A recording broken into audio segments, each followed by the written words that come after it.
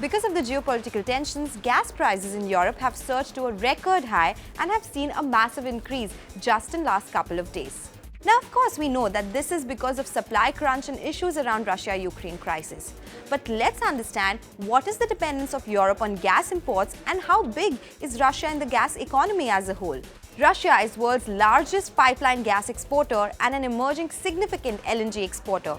And at the same time, Europe is the largest importer of natural gas in the world, with 41% of imports coming in just from Russia. That is a big share.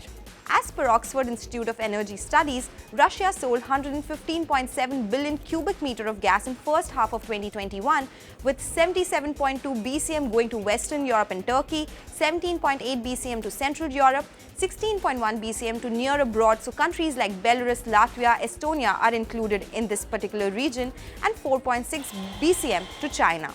In Europe, the biggest chunk was transported to Germany and Turkey, according to this report. Now, it's not always been the case that Europe has been so dependent on imported gas. In the 1960s and 1970s, Europe was supplying roughly the same amount of natural gas that this region was using. Production of natural gas in Europe decreased because the North Sea gas fields, which are particularly important sources of natural gas production from the UK and Netherlands, were depleted. This led to a sharp decline in production, and at the same time, there was a sharp increase in consumption in Europe as they are aiming at increasing gas consumption to reduce dependence on coal.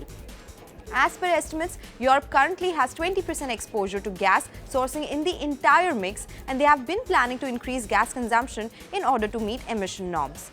Now, lower production and higher consumption has increased import dependence as far as the European region is concerned.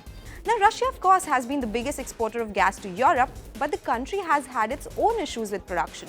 For 40 years, Russia's gas output has been supported by gas fields in NPT region, but now these fields are in irreversible decline. In order to meet demand, state-owned gas giant Gazprom has been developing a new gas province on the Yamal Peninsula. According to Gazprom's strategy, new gas from Yamal will eventually replace the declining volumes from NPT in order to balance it. And additional production from Nord Stream 2 would have also added some more volumes. But as we know, things have changed drastically now. Germany has halted certification process for Nord Stream 2 with a capacity of 55 billion cubic meter per year. That definitely means supply constraints.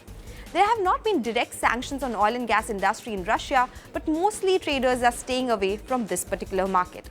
Russia in the past has indicated their wish to reduce dependence on Europe as a big part of the gas market and intending to allocate new investment to develop new LNG capabilities. They've also spoken about supplying gas to China in the past. This brings me to the latest development with the pipeline to China, where Russia is pushing for a deal to build pipeline carrying gas to China to take care of the volumes. Bloomberg says this could be Gazprom's biggest ever deal with China, and Gazprom says this could deliver up to 50 billion cubic meters per annum to China, so that is a substantial volume chunk.